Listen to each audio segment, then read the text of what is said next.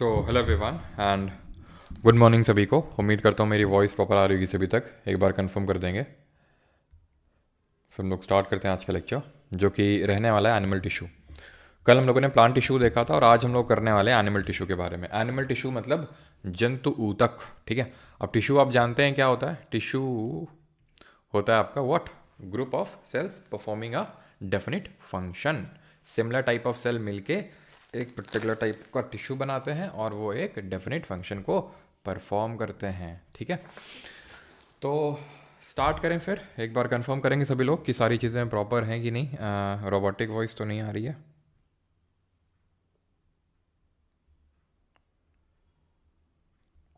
Type of cell मिलके एक particular type का टिश्यू बनाते हैं और वो ठीक है। रिकॉर्डिंग ऑन कर दी है। तुम लोग रोज़ डाउट में डाल देते हो मुझे, देख लो यार, ठीक है। रिकॉर्डिंग ऑन है। चलो, तो कौन सा एनिमल टिश्यू करना था। रुक जा, रुक जा, रुक जा, रुक जा, रुक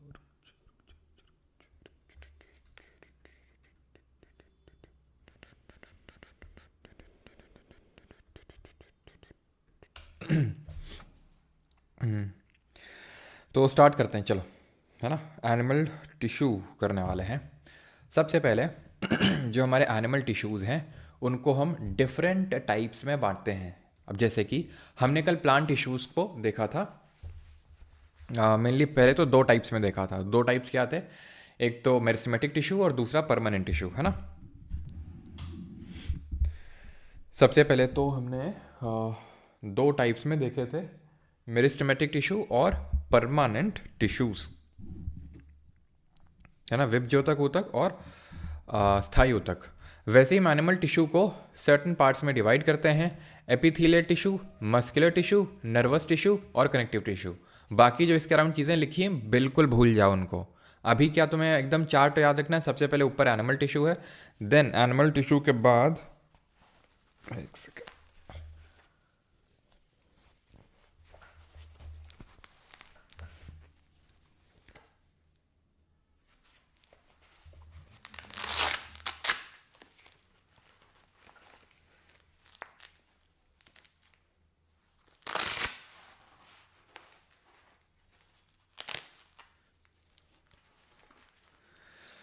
ठीक है। तो अभी सिर्फ आपको चार चीज़ें याद रखनी है। Epithelial tissue, muscular tissue, nervous tissue और कनेक्टिव टिश्यू, सिर्फ चार, ठीक है।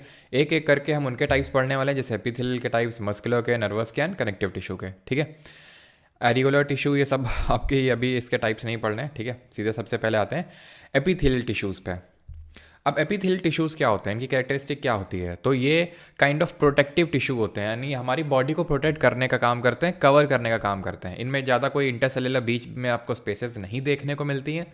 जैसे कि फॉर एग्जांपल आप रिलेट कर सकते हैं यहाँ पर मेरिस्टेमेटिक, सॉरी, जो हमारे कॉलन कायमा थे, जो हमारे सिंपल परमानेंट टिश्यू का एक एग्जाम्पल थे कॉलन कायमा। इसमें इंटरसेलुलर स्पेसेस एब्सेंट थी, यानी प्रेजेंट नहीं थी। किसमें थी, पैरेन्काइमा में। और पैरेन्काइमा जहाँ पे इंटरसेलुलर स्पेसेस थी उसको हम किस नाम से बोल रहे थे, जरा ये बताएंगे कमेंट में आप, ठीक है। जो हमारे वो थे इंटरसेलुलर स्पेसेस जहाँ देखने को मिल रहे थे उसको हम किस नाम से बोल रहे थे, उसको हम बोल रहे थे पैरेन्काइमा, ठीक है। Cells form a continuous sheet, all epithelial tissues are separated by others through a basement membrane, ठीक है। आपस में इनका सेपरेशन बेसमेंट मेम्ब्रेन के थ्रू होता है। ये हमारी बॉडी को इंजरी से बचाते हैं, इन्फेक्शन से बचाते हैं, नहीं डैमेज से बचाते हैं, नहीं काइंड ऑफ प्रोटेक्टिव टिश्यूज़ हैं। And they form the lining of mouth, वो सब अभी चीज़ें छोड़ दो। बिकॉज एपिथेलियल टिश्यू के होते हैं सर्टेन टाइप्स, जैसे कि पहला है simple squamous epithelial tissue. Simple squamous epithelial tissue ये काफ़ी पतले होते हैं, फ्लैट होते हैं, इर्रेगुलर शेप के होते हैं, ठीक है। स्क्वैमस एपिथेलियल टिश्यूज थिन होते हैं, फ्लैट होते हैं और इर्रेगुलर शेप के होते हैं। दो तरह के होते हैं, सिंपल और स्ट्रैटिफाइड।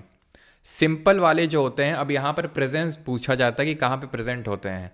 तो जो हमारा मुंह होता है और जो ईसोफेगस, ईसोफेगस क्या, फूड पाइप है। सर फूड पाइप क्या चीज़ है, फूड पाइप वो पाइप है जो जैसे हम निवाला रखते हैं मुंह में, उसके बाद ऐसे गटकते हैं, तो जी सीधे जो है फूड पाइप के थ्रू गटक से जाके गिरता है पेट में।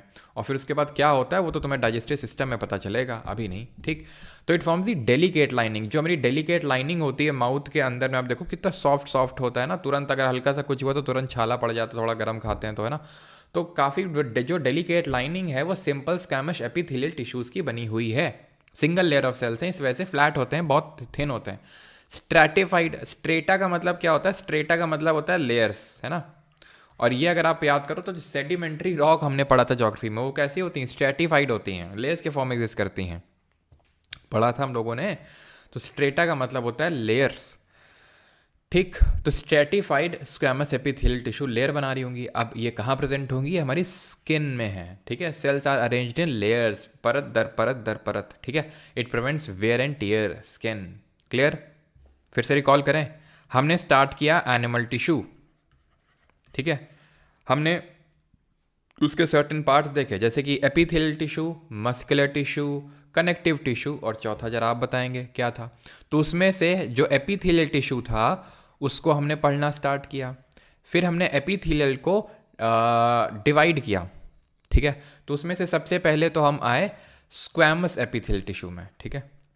स्क्वैमस एपिथेलियल का एक टाइप पढ़ा स्क्वैमस, और उसमें दो टाइप पढ़े, एक तो सिंपल स्क्वैमस और दूसरा stratified squamous epithelial tissues.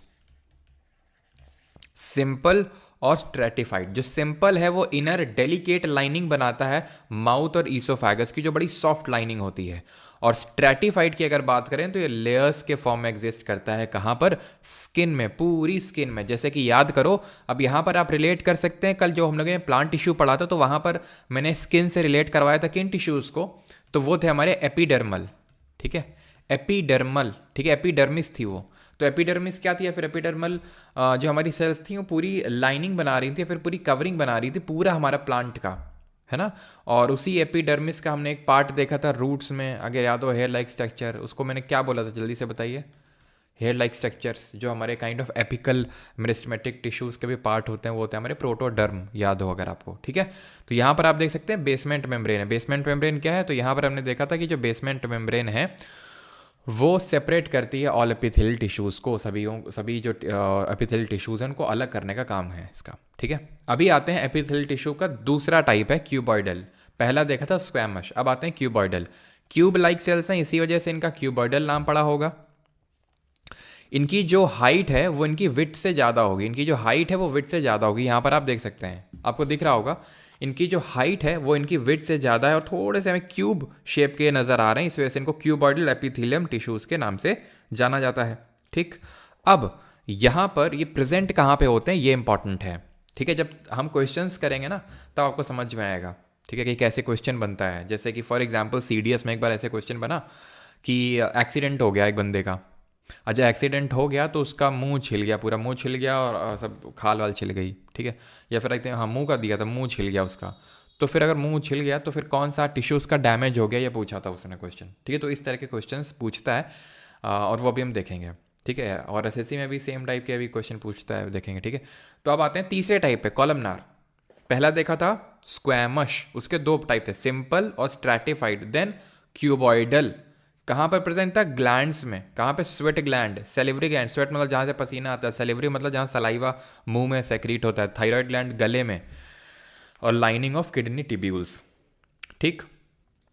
Columnar में क्या है? ये टॉल, अगेन मतलब ये अगर बात करें जो क्यूबॉइडल होते हैं, सॉरी ये अगेन रिपीट, जो इनकी जो लेंथ होती है, जो टॉल और विड्थ ये सिमिलर होता है, ठीक है। क्यूब शेप के तभी होंगे, ठीक है। जो अगर लेंथ जिनकी ज़्यादा होगी या फिर मैं बोलूँ हाइट ज़्यादा होगी विड्थ के कंपैरिजन में, तो उनको हम कॉलमनार एपिथेलियल टिश्यू बोलेंगे, ठीक है। थोड़े कॉलम टाइप लगेंगे, जैसे नहीं बोलते हैं पिलर कॉलम है, तो पिलर कैसा होता है? थोड़ी इसकी लेंथ ज़्यादा होती है as compare to its width, तो पिलर लाइक सेल्स होते हैं ये, ठीक है, खंबे के ऐसे, ठीक है। तो पिलर लाइक सेल्स होते हैं, यहाँ पे लेंथ विड्थ से ज़्यादा होती है। यहाँ पे जो लेंथ है वो विड्थ के सिमिलर है ऑलमोस्ट, मतलब एकदम सेम तो नहीं होगी लेकिन हाँ सिमिलर है काफ़ी हद तक। अकरेंस की अगर बात करेंगे तो लाइनिंग ऑफ इंटेस्टाइन, स्टमक और गॉल ब्लैडर। इसको याद रखने का तरीका ये है कि जो भी हमारा ये डाइजेस्टिव ट्रैक्ट है, जहाँ पे पेट होगा, गॉल ब्लैडर यानी कि जो पित्त की थैली होती है, और जो हमारी आंतें होती हैं, इतना आई थिंक आपको पता होगा, ये सब हमारा डाइजेस्टिव सिस्टम का पार्ट होता है, पाचन तंत्र का पार्ट होता है। तो वहाँ पर हमारे कॉलमनार एपिथेलियल टिश्यू भी हैं। या फिर अगर आपको थोड़ा सा इंटेस्टाइन कभी आपने इस तरह से देखा हो तो इंटेस्टाइन ऐसे हमारी कॉलम शेप की होती हैं, लंबी लंबी टाइप होती हैं, होती कि नहीं इंटेस्टाइन? तो ऐसे आप याद कर सकते हैं कि कॉलमनार एपिथेलियल टिश्यूज़ की बनी हुई है। अभी आते हैं चौथे टाइप ऑफ एपिथेलियल टिश्यूज़ पे, and these are ciliated epithelial tissue. Cilia, जहाँ भी आपको वर्ड दिख जाए, सीलिया का मतलब ही होता है हेयर लाइक, बाल की तरह। यानी वो टिश्यू, वो एपिथेलियल टिश्यू जिनके जिनके फ्री सरफेस पे बाल नुमा ऐसे स्ट्रक्चर आपको देखने को मिले, हेयर लाइक स्ट्रक्चर देखने को मिले, तो उनको बोलेंगे सीलिएटेड एपिथेलियल टिश्यू। ठीक है, सीलिएटेड एपिथेलियल टिश्यू बोलेंगे। ठीक है, ठीक है, सीलिएटेड एपिथेलियल उनको टिश्यूज बोलेंगे। सीलिया क्या है? हेयर लाइक प्रोजेक्शंस है। सीलिया क्या करते हैं? दे फैसिलिटेट द मूवमेंट। ये मूवमेंट को फैसिलिटेट करते हैं। किस चीज़ के मूवमेंट को फैसिलिटेट करते हैं? जैसे फॉर एग्जांपल अगर हम बात करें एग को, ठीक है, जो फीमेल का रिप्रोडक्टिव सिस्टम होता है उसमें हमें पता है एग प्रोड्यूस होता है। ठीक है, तो जब एग प्रोड्यूस होता है तो जैसे फॉर एग्जांपल मान लेते हैं एग यहाँ पे है, तो इसको क्या करेंगे, इस तरह से वाइब्रेट हो के इसको एग को यहाँ पे पास ऑन किया जाएगा, देन यहाँ पे पास ऑन किया जाएगा, देन यहाँ पे पास ऑन किया जाएगा, मतलब इस तरह से किसी चीज़ के जब मूवमेंट को फैसिलिटेट करना होता है। अब जैसे फॉर एग्जाम्पल रेस्पिरेटरी ट्रैक्ट जो होता है, जो हमारा श्वसन तंत्र होता है, इससे हम सांस लेते हैं, तो इसके यहाँ पर क्या कौन सा सिस्टम एक्टिवेट हुआ? रेस्पिरेटरी सिस्टम एक्टिवेट हुआ।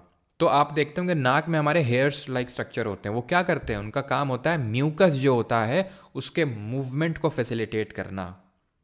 ठीक है, यूरिनरी जो ट्यूब्यूल्स होते हैं वहाँ पे यूरिन के मूवमेंट को फैसिलिटेट करना। ठीक है, फीमेल रिप्रोडक्टिव सिस्टम में एग के मूवमेंट का जो रिदमिक मतलब उसको फैसिलिटेट करना। तो सीलिया का मतलब होता है हेयर लाइक स्ट्रक्चर्स। ठीक, कैरेक्टरिस्टिक अब आते हैं किसकी? अब आते हैं मस्कुलर टिश्यू पे। ठीक है, अब इससे पहले कि आगे बढ़े मैं आपको थोड़ा सा समराइज़ कर देता हूँ जो हमने अभी पढ़ा है, किसमें अभी तक जो हमने चीज़ें पढ़ी हैं एपिथेलियल टिश्यूज़ में। ठीक है, तो हमने स्टार्ट किया था एनिमल टिश्यू, और इतना तो पता होगा, ठीक है, 4 पार्ट, लेकिन अभी हम यहाँ पर सिर्फ एपिथेलियल टिश्यूज़ पे फोकस करते हैं। लास्ट में सबको समराइज़ कर लिया जाएगा। ठीक है, एपिथेलियल टिश्यू हमने इसमें क्या क्या पढ़ा? हमने इसमें पढ़े 4 प्रकार। ठीक है, एपिथेलियल टिश्यू में कौन कौन से? पहला हमने पढ़ा स्क्वैमस एपिथेलियम। ठीक है, स्क्वैमस एपिथेलियल टिश्यूज, इसके हमने 2 टाइप्स पढ़े हैं। एक तो हमने पढ़ा सिंपल स्क्वैमस और एक हमने पढ़ा स्ट्रैटिफाइड स्क्वैमस। सिंपल स्क्वैमस कहाँ पर प्रेजेंट था? ये हमारा जो माउथ है, जो डेलिकेट लाइनिंग है, inner delicate lining of mouth और ईसोफेगस जो फूड पाइप है, यहाँ पर प्रेजेंट है। वहीं स्ट्रैटिफाइड की अगर बात करेंगे तो स्किन में प्रेजेंट है। देन दूसरा हमने पढ़ा था यहाँ पे, उसको हमने बोला था व्हाट? उसको हमने बोला था क्यूबॉइडल। ठीक है, क्यूबॉइडल। अब ये क्यूबॉइडल एपिथेलियल टिश्यू कहाँ पे प्रेजेंट था? क्यूब के फॉर्म में, टॉल और विड्थ इनकी मतलब ऑलमोस्ट सिमिलर है। तो ये हमें ग्लैंड्स में देखने को मिल रहा है, तो जैसे कि सैलिवरी ग्लैंड हो गया, थायराइड ग्लैंड हो गया, है ना, थायराइड ग्लैंड हो गया, सैलिवरी ग्लैंड, थायराइड ग्लैंड, और किडनी टिब्यूल्स हो गए, किडनी टिब्यूल्स हो गए। वहीं पे हमने तीसरा क्या पढ़ा? तीसरा हमने पढ़ा कॉलमनार एपिथेलियल टिश्यूज।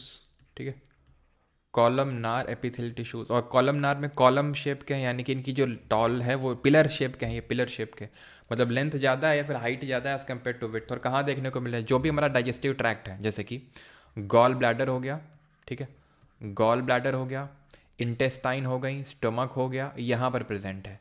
और चौथा और फाइनल टाइप था हमारा इसका सीलिएटेड एपिथेलियम टिश्यूज। सीलिया का मतलब होता है hair like structures.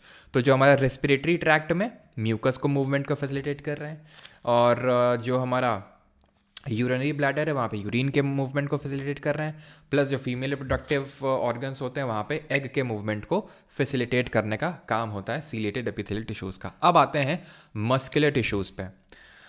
Epithelial tissues का इन जनरल फंक्शन क्या था? इनका फंक्शन था, ये थे आपके प्रोटेक्टिव टिश्यूज़। ठीक है, ये थे प्रोटेक्ट कर रहे थे, प्रोटेक्टिव टिश्यू थे ये। ठीक है, अब आगे जो हम पढ़ने वाले हैं मस्कुलर टिश्यू, इनका काम है मूवमेंट को फैसिलिटेट करना, कंपोज्ड ऑफ मसल सेल्स और मसल फाइबर, एंड इनका जो मेन काम है वो मूवमेंट को फैसिलिटेट करना। और मूवमेंट कैसे होता है? कॉन्ट्रैक्शन और रिलैक्सेशन से। Contraction relaxation, contraction relaxation. और कॉन्ट्रैक्टाइल जो प्रोटीन जो हेल्प करते हैं, ठीक है, वो मूवमेंट ऑफ बॉडी में हेल्प करते हैं, इनको हम बोलते हैं कॉन्ट्रैक्टाइल प्रोटीन्स। वो प्रोटीन जो हमारे कॉन्ट्रैक्शन और रिलैक्सेशन में हेल्प करते हैं या फिर मूवमेंट में हेल्प करते हैं, उनको हम बोलते हैं कॉन्ट्रैक्टाइल प्रोटीन्स। ठीक है, and contractile proteins are present in the fibres.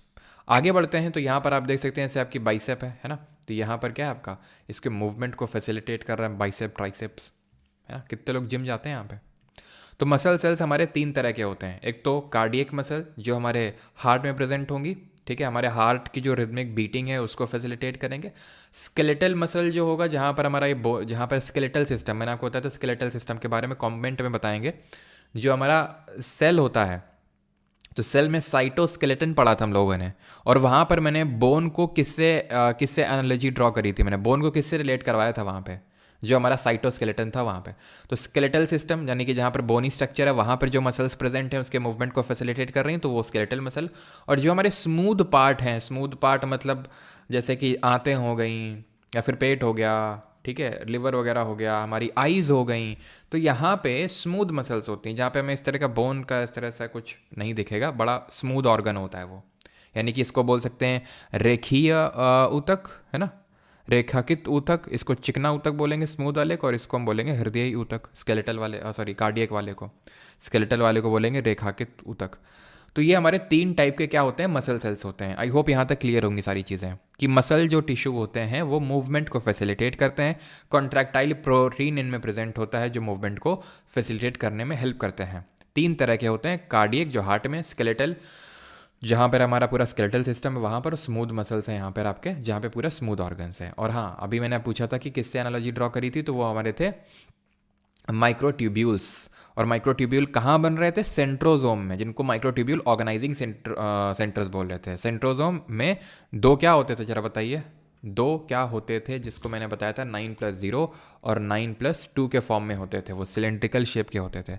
Involuntary वगैरह भी सब देखेंगे, जिम जाने के पैसे नहीं हैं, अच्छा कोई नहीं। सेंट्रोजोम जो यहाँ पे वो बनता है। खैर, तो टाइप ऑफ मसल्स हमारी 3 तरह की होती हैं, अब ध्यान से समझिएगा इसमें। तो स्केलेटल मसल सबसे पहले देखते हैं, तो क्या कैरेक्टरिस्टिक होती है स्केलेटल मसल की। अभी मैं इन तीनों को समराइज भी कर दूंगा, अभी सिर्फ आपको एक एक पे फोकस करना है, ठीक है। इलोंगेटेड और सिलेंड्रिकल शेप की होती हैं, ब्रांचिंग नहीं होती है, जैसे यहाँ पर आप देख पा रहे होंगे स्केलेटल में कोई ब्रांचिंग है, जैसे यहाँ पर कार्डियक में ब्रांचिंग दिख रही है, ब्रांचेस निकली हुई, शाखा निकली हुई है, निकली हुई कि नहीं, लेकिन यहाँ पर शाखा निकली है, बिल्कुल नहीं निकली है शाखा, ठीक है, ब्रांचिंग नहीं है। मल्टी न्यूक्लिएटेड है, अब ये इसका मतलब क्या, मल्टी न्यूक्लिएटेड, तो यहाँ पर अगर आप देखिए तो एक सेल के अंदर 1 2 3 न्यूक्लियस हैं, वहाँ पे यहाँ पे देखिए एक ही न्यूक्लियस है, यहाँ पे एक ही है, यहाँ पे एक ही है, यहाँ पे भी देखिए एक में सिर्फ एक ही न्यूक्लियस है। तो जिनमें एक सेल के अंदर बहुत सारे न्यूक्लियस होते हैं उनको मल्टी न्यूक्लिएट बोलते हैं, जिनमें सिर्फ एक न्यूक्लियस होता है तो उसको यूनी न्यूक्लिएट बोलते हैं। स्ट्रिएशंस आर प्रेजेंट, स्ट्रिएशंस का मतलब होता है ऑल्टरनेट डार्क और जो लाइट बैंड देखने को मिलते हैं आपको। अब यहाँ पर अगर आप ध्यान से देखें तो लाइट डार्क दिख रहा है आपको, लाइट डार्क की शेड्स दिख रही हैं आपको, ठीक है। क्या यहाँ पे दिख रही हैं स्मूथ में, नहीं है, तो ये क्या है, इनको बोल देंगे स्ट्रिएटेड है, स्ट्रिएशंस है, इसमें नहीं है। यही डिफरेंस ही पूछता है आपसे, स्केलेटल मसल से अटैच होता है, स्ट्रिएशंस प्रेजेंट होती हैं, ठीक है। वही फिर अगेन रिपीट हो गया है, are under the control of our will, इनको वॉलेंट्री मसल्स बोलते हैं, बॉडी मूवमेंट में हेल्प करती है और मेंटेन करती हैं पॉस्चर। अब ये वॉलेंट्री मसल्स क्या होती हैं, वॉलेंट्री मसल्स होती हैं जो हमारे कंट्रोल में होती हैं, जैसे फॉर एग्जांपल ये बाइसेप की है, क्या ये आपके कंट्रोल में है, या फिर अपने आप जब मन चाहती फूल जाती है, जब मन आता सिकुड़ जाती है बाइसेप ट्राइसेप, नहीं, तो ये हमारे कंट्रोल में है, जब हम चाहें तब इसको कंप्रेस करके फुला देते हैं ना और रिलैक्स कर देते हैं, तो वो हमारे कंट्रोल में है। लेकिन अगर मैं आपसे बोलूं कि आपका जो डाइजेस्टिव सिस्टम है या फिर आपका जो हार्ट है, आपका जो हृदय है, क्या वो आपके कंट्रोल में नहीं, वो अपने हिसाब से बीट कर रहा है, आपके बिल्कुल कंट्रोल में नहीं है हार्ट। आपका जो डाइजेस्टिव सिस्टम है, जैसे मैंने खाना खाया तो पाचन की जो क्रिया है वो कितनी जल्दी हुई, कितनी देर से होगी, वो मेरे कंट्रोल में नहीं है। यानी कि जो मेरे स्मूथ मसल्स हैं और जो कार्डियक मसल्स हैं वो मेरे कंट्रोल में नहीं है, यानी वो इनवॉलेंट्री है, ठीक है। तो अब बाकी चीज़ें आप यहाँ से अपने खुद से पढ़ सकते हो, कैरेक्टरिस्टिक स्मूथ और ये फलाना ढिमका। यहाँ पर मैं आपको डिफरेंस पहले समझा देता हूँ, ठीक है। डिफरेंस, तो हमने डिफरेंस क्या देखा, इसमें स्ट्रिएशंस हैं ऐसे alternate light and dark bands, और ये ठीक है, और ये आपका मल्टी न्यूक्लिएट है, एक से ज़्यादा न्यूक्लियस हैं, वॉलेंट्री है। अब याद कैसे रखेंगे वो सारे पॉइंट्स तो आपने समझ ली, स्ट्रिएशंस क्या होता है, मल्टी न्यूक्लिएट यूनि न्यूक्लिएट क्या होता है, ब्रांचिंग क्या होती है, वॉलेंट्री एंड वॉलेंट्री क्या होता है, लेकिन याद कैसे रखें। तो भाई स्मूथ सेल मैंने स्मूथ वाले कहाँ पे बताया, स्मूथ जो मसल्स हैं वो विसरल ऑर्गन्स में प्रेजेंट हैं, जो स्मूथ मसल्स हैं वो विसरल ऑर्गन से प्रेजेंट है। विसरल का मतलब यूटेरस हो गया, इंटेस्टाइन हो गया, पेट हो गया, आँख हो गई, ये सब हमारे कंट्रोल में नहीं होते हैं। अब तुम बोलोगे ये तो हमारे जो आँख है वो तो हम अपने हिसाब से मतलब झपका सकते हैं ना, जब मन हो ब्लिंक करेंगे, जब मन हो नहीं ब्लिंक करेंगे। भाई आइज़ के ब्लिंकिंग की बात नहीं हो रही है, आँख के अंदर ये जो प्रेजेंट है, ये आइरिस जो घुमा फिरा के ये डिसाइड करता है कि कितनी लाइट आपके आँख में जाएगी, कितनी नहीं जाएगी। ठीक है, ये प्यूपिल को, पुतली को कंट्रोल करता है आइरिस। तो क्या वो आपके कंट्रोल में है कि कितनी लाइट आपके आँख के अंदर जाएगी, कितनी नहीं जाएगी? बिल्कुल नहीं है। ठीक है, तो आपके बियॉन्ड है, मतलब आप उसको कंट्रोल नहीं कर सकते, आपके कंट्रोल के बियॉन्ड है, तो इनवॉलेंट्री है। ब्रोंकाई हो गए, तो ये जो भी विसरल मसल्स हैं, विसरल ऑर्गन्स हैं बॉडी के, जो स्मूथ ऑर्गन्स हैं, वहाँ वो आपके कंट्रोल में नहीं है। ठीक है, तो वो इनवॉलेंट्री हो जाएंगे। ऐसे ही जो कार्डियक है, इतना तो सबको पता होगा, जो हमारा हार्ट है हमारे कंट्रोल में नहीं है, तो वो भी इनवॉलेंट्री हुआ। तो कार्डियक वाला भी इनवॉलेंट्री हुआ, ये भी इनवॉलेंट्री हुआ। ठीक है, स्मूथ वाला। और बस सिर्फ जो वॉलेंट्री हुआ तो जो हमारी स्केलेटल, जहाँ पे हड्डी वगैरह हैं, जैसे कि हमारा बाइसेप और ट्राइसेप्स हो गया। क्लियर, ये वाला क्लियर हो गया। ठीक, अब आ जाते हैं किस पे, अब एक और पकड़ लो, कार्डियक ब्रांचिंग वाला पकड़ लो। ब्रांचिंग किस में है? तो ब्रांचिंग सिर्फ कार्डियक मसल्स में, और किसी में ब्रांचिंग आपको देखने को नहीं मिलेगी। इसको कैसे याद रखेंगे? तो ऐसे याद रखेंगे कि जो दिल होता है वो बहुतों से लग जाता है हमारा, कभी किसी से दिल लग जाता है, तो कभी किसी से किसी पे दिल लग जाता है। तो अब इतने सारे लोगों से हमें दिल लगाना है, तो भाई मल्टीपल ब्रांचिंग, मतलब ब्रांचिंग तो चाहिए ही ना। जैसे ये है, ये किसी से दिल लगा रहा है, ये किसी से दिल लगा रहा है, ये किसी से दिल लगा रहा है, तो ब्रांचिंग चाहिए भैया हमें हार्ट में। ठीक है, तो दिल क्या करता है, किसी से भी लग जाता है, तो इसलिए उसमें ब्रांचिंग है, बाकी दो में नहीं है। ये भी याद हो गया। अब बचे दो चीज़ें, एक तो स्ट्रिएशंस वाला और एक न्यूक्लिएटेड है कि नॉन यूनी न्यूक्लिएट है कि मल्टी न्यूक्लिएट है। इन दोनों में जो तुम्हें अच्छा लगे, जो तुम्हारे मन का लगे, वो याद कर लो। जैसे कि ये, या तो ये याद कर लो कि स्मूथ मसल नॉन स्ट्रिएटेड है और बाकी दोनों स्ट्रिएटेड हैं, या फिर तुम ये याद कर लो कि जो आपका स्केलेटल वाला है वो मल्टी न्यूक्लिएटेड है, बाकी दोनों यूनी न्यूक्लिएट है। इन दोनों में से कोई एक याद कर लो तो भी आराम से आपका काम चल जाएगा। ठीक है, तो जैसे हम ये याद कर लेते हैं कि जो स्मूथ वाला है उसमें स्मूथ है ना, तो उसमें ऐसे लाइन से नहीं, क्योंकि पूरा स्मूथ है वो, तो उसमें लाइन्स वाइन्स कुछ नहीं है, बाकी सब में दोनों में लाइन्स हैं, फिर स्ट्रिएशंस हैं। क्लियर, इतनी चीज़ हो गई। तो आप देख सकते हैं जो हार्ट वाला है इसमें ब्रांचिंग है। ठीक है, ब्रांचिंग है इसमें। ठीक है, क्लियर हो गया। मसल, ये जो मसल टिश्यूज़ हैं, एपिथेलियल टिश्यू के बाद मसल टिश्यू भी हमने खत्म कर दिया। अब आते हैं संयोजी ऊतक, that is connective tissue. Biology का पीडीएफ हिंदी में प्रोवाइड कीजिए। हिंदी में भी तो नोट्स मिलते हैं बैच के अंदर। ठीक है, हाँ सर, मैंने आपका घर देखा है। अच्छा, तो फिर क्या किया जाए? घर देखा है तुमने, बताओ घर की विशेषताएं बताओ कुछ, तो हम जाने तुमने देखा है घर। कनेक्टिव टिश्यू, ठीक है, एनिमल टिश्यू में हम पढ़ने वाले हैं संयोजी ऊतक। अब कनेक्टिव टिश्यू क्यों बोल रहे हैं, नाम से ही पता चल रहा है, कनेक्ट कर रहे होंगे ना वेरियस बॉडी पार्ट्स को, तो इसलिए कनेक्टिव टिश्यू बोल रहे हैं। ठीक है, लूजली स्पेस्ड होते हैं, इंटरसेलुलर मैट्रिक्स होता है। ठीक है, बाइंडिंग सपोर्ट का काम होता है, पैकेजिंग का काम होता है, अभी देखते हैं क्या क्या काम होता है। ठीक है, तो कनेक्टिव टिश्यू भी हमारे मल्टीपल टाइप्स के होते हैं। ठीक है, हमारे इसमें दो तरह के वैसे तो होते हैं, यहाँ पर आपको देखने को मिलेंगे। ठीक है, types of connective tissue, areolar connective tissue और एडिपोज कनेक्टिव टिश्यू। एरियोलर में भी लूज होते हैं और डेंस होते हैं। ठीक है, लूज भी होते हैं एंड डेंस कनेक्टिव टिश्यू भी होते हैं। डेंस में आ जाते हैं लिगामेंट और टेंडन, ये हमारे हैं जिनको कि हम सॉलिड कनेक्टिव टिश्यू बोल सकते हैं। और एक होते हैं हमारे फ्लूइड कनेक्टिव टिश्यू, फ्लूइड में आते हैं ब्लड और लिम्फ, जिनको भी हम आगे देखेंगे। तो कनेक्टिव टिश्यू दो तरह के, एक सॉलिड और एक फ्लूइड। सॉलिड में हमारे दो तरह के आएंगे, एरियोलर और एडिपोस। ठीक, एरियोलर की अगर हम बात करें तो एरियोलर जो कनेक्टिव टिश्यू होते हैं ये लूज होते हैं। ठीक है, इनका काम ये होता है कि जो भी गैप है ना ऑर्गन के बीच का, जो स्पेस है उसको भर दो। स्किन और मसल के बीच में ये प्रेजेंट होते हैं, उनके बीच का जो गैप है वो भरने का काम करते हैं, लूज होते हैं बहुत ही। ठीक है, बस इतना ध्यान रखो कि ये काफ़ी लूज होते हैं, इनका मैट्रिक्स काफ़ी लूज होता है। मैट्रिक्स क्या होता है? मैट्रिक्स होता है जैसे फॉर एग्जांपल जैसे हम खीर बनाते हैं, तो खीर में मैट्रिक्स हुआ दूध, खीर में मैट्रिक्स हुआ दूध, और उसमें ऊपर से जो चीज़ें डली वो चावल वगैरह हैं वो। ठीक है, ऐसे समझ लो। तो मैट्रिक्स, जैसे कि हम जब ब्लड के बारे में देखेंगे तो उसका जैसे मैट्रिक्स क्या है, फ्लूइड नेचर का है, इसलिए वो पूरा फ्लूइड है वो। ठीक है, बोन का देखेंगे तो बोन काफ़ी टफ होता है क्योंकि उसका जो मैट्रिक्स है वो कैल्शियम और फॉस्फोरस का बना हुआ है, इसलिए। ठीक है, तो मैट्रिक्स है इनका काफ़ी लूज होता है। ये कहाँ पर प्रेजेंट होंगे? ये जो भी ऑर्गन की स्पेस उसको भरते हैं और स्किन और मसल्स के बीच में प्रेजेंट होते हैं, बस। बोन मैरो वगैरह में भी आपको मेरू मज्जा में देखने को मिलेंगे। फिर आते हैं लूज कनेक्टिव टिश्यू के बाद डेंस कनेक्टिव टिश्यू। डेंस में आते हैं दो, टेंडन्स और लिगामेंट। टेंडन और लिगामेंट, क्योंकि कनेक्टिव टिश्यू में तो किसी को कनेक्ट कर रहे होंगे, जैसे कि वो हमारे कनेक्ट कर रहे हैं तो लूज वाले स्किन और मसल को, तो ये किसको कनेक्ट कर रहे हैं, टेंडन। टेंडन कनेक्ट करते हैं मसल को बोन से, ठीक है। बोन कहाँ गई, ये है बोन, ठीक है। तो बोन को, मसल को बोन से कनेक्ट करने का काम कौन कर रहा है, ये टेंडन कर रहा है। अगला वाला है हमारा लिगामेंट। लिगामेंट क्या करता है, ये बोन को बोन से जोड़ता है, ये है हड्डी और ये है हड्डी, ठीक है। तो हड्डी को हड्डी से जोड़ने का काम, ये जो अगर आप अंदर के साइड देख पा रहे हो, लिगामेंट बोलते हैं। जब बहुत ज़्यादा आप स्पोर्ट्स एक्टिविटी करते हो तो लिगामेंट टियर हो जाता है, वो लिगामेंट टियर यही होता है जो बोन को बोन से जोड़ने का काम कर रहा है। तो डेंस कनेक्टिव टिश्यू हुए दो टाइप के, लिगामेंट और टेंडन।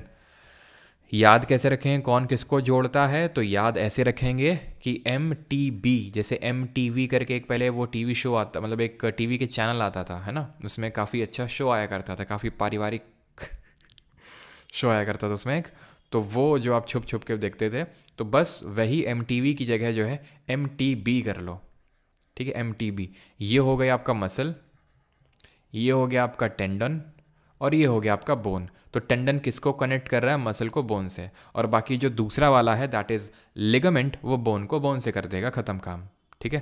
तो यहाँ पर आप देख सकते हैं इसका काम क्या है, इसका काम है, यहाँ पर आप देखिए ये मसल है, ठीक है, ये बोन है, क्या होगा ये होगा टेंडन, ठीक। यहाँ पे बोन है, ठीक है, और यहाँ पे बोन है, तो बोन और बोन के बीच में क्या होगा, लिगामेंट होगा, ठीक है। क्लियर इतनी चीज़, आगे बढ़ते हैं। अब आते हैं कनेक्टिव टिश्यू में दूसरा, दैट इज़ एडिपोज। यहाँ पर अगर आप देखेंगे तो हमने कितने टाइप के कनेक्टिव टिश्यू पढ़े थे सॉलिड में, एडिपोलर और एडिपोज। एडिपोज जो कनेक्टिव टिश्यू है, ये क्या, इसका सिंपल काम याद रखो, इसका काम होता है फैट बनाना। जो भी फैट बनाने वाली सेल होती हैं वो मिल मिल के एडिपोज टिश्यू बन जाती हैं। जिन सेल में फैट स्टोर होता है वो मिल के एडिपोज बन जाती हैं, ठीक है। एग्रीगेशन ऑफ फैट सेल, जिनको हम एडिपोसाइट्स बोलते हैं। क्या बोलते हैं, एडिपोसाइट। इनका शेप क्या होता है, राउंडेड या फिर ओवल शेप की होती है, इस तरह की, ठीक है। यहाँ पर आप आई थिंक हाँ ये देख सकते हैं, एडिपोसाइट्स हैं, राउंडेड या फिर ओवल यानी अंडे के शेप की हैं। ये किससे हमें क्या काम होता है, फंक्शन क्या होता है, तो मैकेनिकल शॉक से बचाती हैं और फैट रिजर्वेशन करती हैं और इंसुलेटर के तौर पर एक्ट करती हैं।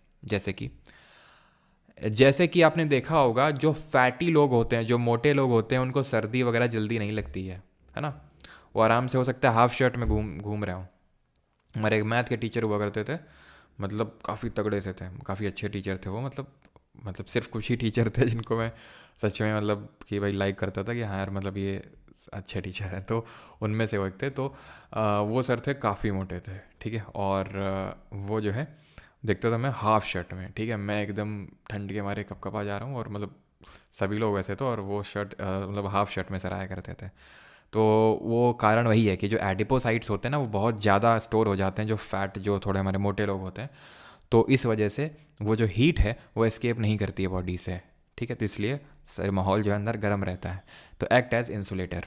और मैकेनिकल शॉक थे ना, मोटी चमड़ी वाले लोग मारोगे कोई फ़र्क नहीं पड़ेगा, तो वो मैकेनिकल क्यों नहीं फ़र्क पड़ेगा, क्योंकि वो जो भी डंडा मारा जाएगा वो सब एडिपोसाइट मिलके झेल लेंगे, अंदर तक बात नहीं पहुंचने देंगे, ठीक है। तो ये चीज़ है। बाकी आते हैं अब स्केलेटल कनेक्टिव टिश्यू में। ये है हमारे दो तरह के, कार्टिलेज और बोन। कनेक्टिव टिश्यू के ही पार्ट हैं ये हमारे, कार्टिलेज और बोन्स, स्केलेटल कनेक्टिव टिश्यू उनको बोलते हैं। इनका काम क्या होता है, तो भाई जो कार्टिलेज होते हैं, कार्टिलेज सबसे पहले पढ़ते हैं, तो ये वाइडली स्पेस्ड आउट सेल्स होते हैं, और ये सब आपको पॉइंट ज़्यादा याद नहीं रखने होते हैं, बस ये ध्यान रखना कि इनका मैट्रिक्स जो है स्लाइटली इलास्टिक नेचर का होता है, फ्लेक्सिबल होते हैं। प्रेजेंट कहाँ पे होता है कार्टिलेज, तो ईयर पिन्ना। पिन्ना क्या होता है, जहाँ बाली पहनी जाती है, जहाँ पे बाली पहनी जाती है। नोज़ का टिप, अब नोज़ का टिप आप छू के देखो, अभी सभी लोग छुओ नोज़ का टिप, कान को पकड़ो, कान को घुमाओ अपना। अब जैसे आपका टीचर आपका कान घुमाता होगा काफ़ी, है ना, तो क्या होता होगा, जैसे छोड़ता होगा अपनी ओरिजिनल पोजीशन पे वापस आ जाता होगा, है ना। नोज़ की टिप आप देख लो, आपको कॉमन फील आएगी, वो कॉमन फील है कार्टिलेज की, जो ना बोन की तरह हार्ड है ना स्किन की तरह सॉफ्ट है, ना तो बोन की तरह हार्ड ना तो स्किन की तरह सॉफ्ट, ऐसा है इलास्टिक नेचर का है कि भाई जैसे नाक को मोड़ो इधर उधर करो वो फिर से ओरिजिनल पोजीशन पे आ जाएगी, लेकिन ना बहुत ज़्यादा सॉफ्ट ना बहुत ज़्यादा टफ। ट्रैकिया, जब हम ट्रैकिया देखेंगे तो वहाँ देखेंगे रिंग्स ऑफ कार्टिलेज होते हैं, मतलब कार्टिलेज की ऐसे ऐसे छल्ले प्रेजेंट, छल्ला नुमा स्ट्रक्चर होता है, इसको रिंग्स ऑफ कार्टिलेज बोलते हैं, ठीक है। ये बोन सरफेस को स्मूदन करता है, जैसे यहाँ पर आप देख पा रहे होगे, तो ये जैसे हमारा जॉइंट होता है तो यहाँ पर भी कार्टिलेज ही है, ये कार्टिलेज प्रेजेंट होता है जो हमारे जो जॉइंट्स होते हैं, जो बोन के जो जॉइंट्स होते हैं उनको स्मूद करता है ये, ठीक। क्लियर यहाँ तक कार्टिलेज के बारे में। अभी आते हैं बोन्स के बारे में पढ़ते हैं। तो बोन्स तो काफ़ी स्ट्रांग होते हैं। क्यों स्ट्रांग होते हैं? एक सेकंड रुकिएगा।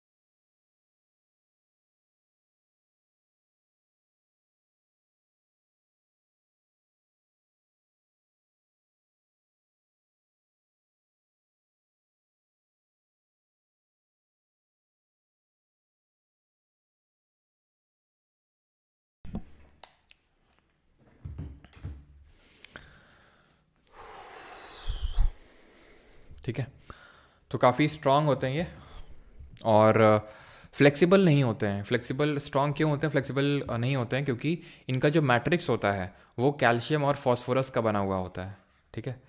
मैट्रिक्स जो होता है वो कैल्शियम और फॉस्फोरस का बना होता है, इसलिए काफ़ी हार्ड होते हैं, टफ होते हैं, हार्ड और रिजिड होते हैं, चीज़ ध्यान रखिएगा, ठीक है। बोन्स अब इससे पहले, और ये फंक्शन क्या होता है, फ्रेमवर्क प्रोवाइड करते हैं बॉडी को, सपोर्ट प्रोवाइड करते हैं, जैसे कि हमने साइटोस्केलेटन का फंक्शन देखा था, जैसे हमने माइक्रोट्यूब्यूल्स को देखा था वहाँ पे, ठीक है। तो प्रोटेक्ट करते हैं, बस ऐसा फंक्शन तो नहीं पूछेगा, लेकिन पूछेगा क्या है यहाँ पे, पूछेगा क्वेश्चन ये पूछ सकता है कि अडल्ट में कितनी बोन्स होती हैं ना, बच्चे में कितनी बोन्स होती हैं जो एक चाइल्ड होता है, ठीक है। और सबसे लॉन्गेस्ट बोन कौन सी होती है, सबसे लंबी हड्डी कौन सी होती है, सबसे शॉर्टेस्ट बोन कौन सी होती है, हड्डी कौन सी होती है, सबसे स्ट्रॉन्गेस्ट कौन सी होती है, स्ट्रॉन्गेस्ट, ठीक है। तो इस तरह के क्वेश्चंस पूछ लिए जाते हैं। तो अगर हम अडल्ट, पहले तो चाइल्ड की अगर बात करें तो चाइल्ड में जो नवजात शिशु होता है उसमें 300 बोन्स यानी 300 हड्डियाँ होती हैं, 300। फिर होता क्या, धीरे धीरे जैसे आप यू ग्रो ओल्डर तो जो बोन्स होती हैं फ्यूज़ होने लगती हैं, आपस में मिलने लगती हैं, तो अडल्ट में हो जाती हैं 206 बोन्स, ठीक है। और जो लोग ज़्यादा अडल्ट हैं तो 207 हो जाती हैं। फिर तो लॉन्गेस्ट की अगर बात करें तो फीमर सबसे लॉन्गेस्ट होती है, जिसको थाई बोन भी बोलते हैं, बिकॉज ये थाई यानी कि जांग में मौजूद होती है, ठीक है। शॉर्टेस्ट बोन की अगर बात करेंगे तो स्टेपीज़ होती है, ठीक है। तीन हमारी हड्डियाँ होती हैं कान में, मैलियस, इनकस और स्टेपीज़। मैलियस, इनकस और स्टेपीज़ तीनों मतलब सिस्टर बोन्स टाइप होती हैं, लेकिन जो सबसे छोटी होती है वो स्टेपीज़ होती है। स्ट्रॉन्गेस्ट की अगर बात करें तो वो फीमर ही होती है जो हमारे जांग की है, लेकिन कहीं कहीं पर आप देखेंगे जो जॉ बोन होती है, ठीक है। अगर फीमर ऑप्शन में ना हो तो आपका जॉ बोन होगा, तो देन जॉ बोन आप टिक करेंगे, वैसे होती तो फीमर है। अब कुछ लोगों का ज़रूर क्वेश्चन है कि सर दोनों होगी तो देन फीमर, ठीक है।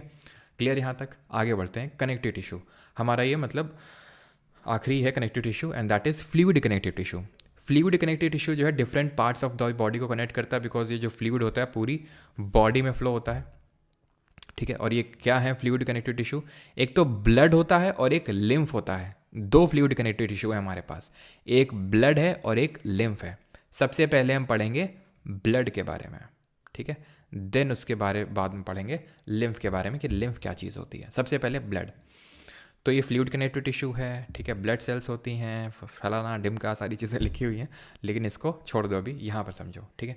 अभी हम ब्लड के बारे में आराम से समझेंगे डिटेल में, ठीक है। तो जो ब्लड होता है ना हमारा रक्त, इसके दो कंपोनेंट होते हैं। एक तो सर कंपोनेंट होता है जिसको लिक्विड कंपोनेंट बोलते हैं ब्लड का, और एक होता है सॉलिड कंपोनेंट, ठीक है। एक होता है लिक्विड और एक होता है सॉलिड कंपोनेंट। अब जो लिक्विड कंपोनेंट होता है ये ब्लड का रफली 55% कॉन्स्टिट्यूट करता है, यानी 55% जो होता है वो लिक्विड फॉर्म में होता है, और 45% यानी 45% जो होता है वो solid part of the blood होता है, जिसको कि हम ब्लड कॉर्पसल्स के नाम से भी जानते हैं, ठीक है। ठीक है, ब्लड कॉर्पसल्स के नाम से भी उनको जानते हैं हम, ठीक है। अभी क्या होती हैं वो हम जानेंगे भी, लेकिन लिक्विड पार्ट को सबसे पहले डील करते हैं। ये जो लिक्विड पार्ट होता है ये होता है, इसको बोलते हैं प्लाज्मा, या तो इसको दूसरे कलर से लिखते हैं और इसका लिखने का रीज़न भी है, ठीक है। दूसरा जो मतलब जो लिक्विड पार्ट होता है वो होता है हमारा प्लाज्मा। प्लाज्मा जो होता है ये येलो कलर का फ्लूइड होता है, ठीक है। कैसा होता है? येलो कलर का होता है ड्यू टू सर्टन केमिकल, जैसे बिलिरुबिन वगैरह प्रेजेंट होते हैं इसमें। लेकिन अगर हम बात करें प्लाज्मा में, तो प्लाज्मा में भी 92% जो होता है, 92% ये तो सिर्फ वाटर ही होता है, पानी। और जो बाकी बच गया जो 8% है, इसमें होता है जो हमारा प्रोटीन वगैरह हो गए, ठीक है, प्रोटीन हो गए, सॉल्ट हो गए, हार्मोन हो गए, ठीक है। तो ये सब हमें देखने को मिलते हैं जो बाकी का 8% होता है। बाकी 92% जो होता है वो वाटर होता है, ठीक है। अब इसमें भी प्रोटीन डिफरेंट टाइप्स के होते हैं हमारे, जैसे कि फिब्रिनोजेन और ठीक है, फिब्रिनोजेन हो गया, हिपैरिन हो गया। ये सब इनका काम होता है कि खून में थक्का जमाने का काम होता है इनका, ब्लड कोगुलेशन का काम होता है इनका। वहीं अगर हम बात करें एक जो ग्लोबुलिन होता है, इसका काम होता है कि भाई ये डिफेंस प्रोवाइड करे, है ना। आपने सुना होगा एक वर्ड इम्यूनोग्लोबिन, जो हमारी एंटीबॉडीज़ होती हैं वो क्या प्रोवाइड करती है, वही तो प्रोवाइड करती हैं इम्यूनोग्लोबिन को, तो वो इम्यूनोग्लोबुलिन को। फिर अगर हम बात करें एक होता है एल्बुमिन, ठीक है। एल्बुमिन का काम होता है कि ऑस्मोटिक प्रेशर को बना के रखे, ठीक है, टू मेंटेन ऑस्मोटिक प्रेशर। वैसे इतना डिटेल में पूछता है नहीं, लेकिन अगर पूछ ले तो यहाँ पे मैं लिख रहा हूँ, लेकिन इतना डिटेल में वो जाता है नहीं, ठीक है। ऑस्मोटिक बैलेंस बनाने का काम होता है। फिब्रिनोजेन और हिपैरिन का काम होता है, इसकी प्रॉपर्टीज़ होती हैं एंटी कोगुलेंट, ठीक है, एंटी कोगुलेंट। और ग्लोबुलिन की अगर बात करेंगे तो ये डिफेंस प्रोवाइड करता है, ठीक। और अगर इनको हटा दें अगर हम, ठीक है, इनको अगर हम हटा देते हैं किससे, अपने प्लाज्मा से, तो उसी को सीरम बोला जाता है, ठीक है। इफ़ रिमूव्ड, यानी कि जो हमारा ये एंटी कोगुलेंट्स हैं, तो अगर उनको हम हटा देते हैं तो उसी को हम बोलने लगते हैं सीरम, ठीक, सीरम इंस्टीट्यूट, है ना। खैर, सॉलिड में अगर बात करें जो ब्लड कॉर्पसल्स होती हैं, इसके भी हमारे 3 टाइप्स होते हैं, ठीक है। या तो इसको मैं यहाँ पे लिख लेता हूँ, जो हमारा ब्लड का सॉलिड पार्ट होता है जिनको हम ब्लड कॉर्पसल्स बोलते हैं, उसके 3 टाइप होते हैं। एक होता है हमारा आरबीसीज, रेड ब्लड सेल्स यानी कि लाल रक्त कोशिकाएं, डब्ल्यूबीसीज यानी कि श्वेत रक्त कोशिकाएं, और प्लेटलेट्स, ये, ठीक है, प्लेटलेट्स। तो ये 3 टाइप्स होते हैं इसके। अब इसमें से भी क्योंकि हमें पता है कि देखो 55% लिक्विड था और 55% लिक्विड था, और सॉलिड जो था 45% था। अब इस सॉलिड जो पूरा 45% है उसमें तो मान लो 41% तो सिर्फ आरबीसी ही लेके बैठा हुआ है, बाकी के बीच में डब्ल्यूबीसी और प्लेटलेट्स 2-2% है, यानी कि मोस्टली हमारा ब्लड में जो होता है सॉलिड कंपोनेंट में वो आरबीसीज ही होती हैं। अगर मैं नंबर की बात करूं तो रफली आप ये मान के चलो कि 5 मिलियन, ठीक है, 5 मिलियन पर क्यूबिक मीटर, ठीक है, पर क्यूबिक मीटर इतनी आरबीसीज होती हैं। वहीं डब्ल्यूबीसीज की अगर बात करें तो 10,000 होती हैं पर क्यूबिक मीटर, ठीक है। और वहीं अगर प्लेटलेट्स की बात करें तो 20,000 पर क्यूबिक मीटर, पर क्यूबिक मीटर में। तो आप देख सकते हैं सबसे ज़्यादा तो आपको आरबीसीज ही देखने को मिल रही है। इनके शेप की अगर बात करेंगे तो बाई कॉनकेव डिस्क शेप की होती हैं, बाई कॉनकेव डिस्क शेप होता है, यहाँ पर आप देखेंगे। और यहाँ तक सबको चीज़ें क्लियर तो है ना? किसी को यहाँ तक कोई डाउट तो नहीं? एक बार कंफर्म कर दीजिए अगर किसी को डाउट हो यहाँ तक तो।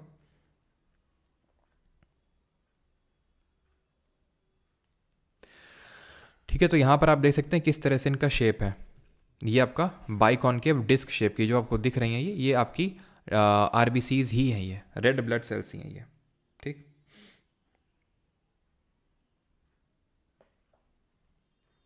चलो तो आगे आते हैं। और यहाँ पर डब्ल्यूबीसीज आप देख पा रहे हैं कि थोड़े से राउंडेड शेप की हैं, लेकिन ऐसा राउंड ज़रूरी नहीं है, थोड़ा सा इर्रेगुलर टाइप का शेप यहाँ पे लिखेंगे इसको हम, ठीक है। इर्रेगुलर या फिर राउंड कभी कभी एकदम बोल सकते हैं, ठीक है। मैं बस मोस्टली इर्रेगुलर शेप की होती हैं। ऐसे ही जो प्लेटलेट भी होती हैं, ऐसा कोई उनका पर्टिकुलर शेप नहीं होता, वो भी इर्रेगुलर शेप की होती हैं, ठीक है। तो ये भी आपकी इर्रेगुलर में ही आएंगी। अब रेड ब्लड सेल रेड क्यों होती हैं? बिकॉज इसमें आपका और एक चीज़ ध्यान रखना, ये सब बनते कहाँ पे? ये जो बोन मैरो होती है हमारी, ये वहाँ पर बनते हैं, ठीक है। बोन मैरो में बनते हैं, ये भी बोन मैरो में। देन आरबीसीज रेड क्यों होते हैं? क्योंकि इसमें एक हीम नाम का आपको कंपाउंड देखने को मिलेगा जिसमें कि आयरन नाम का एक मेटल होता है, ठीक है। आयरन मेटल की वजह से ये क्या होता है, जो रेड ब्लड सेल्स होती हैं उसका हमें रेड कलर देखने को मिलता है। अब ये आरबीसी में जो हीम कंपाउंड है, it has very high affinity for oxygen.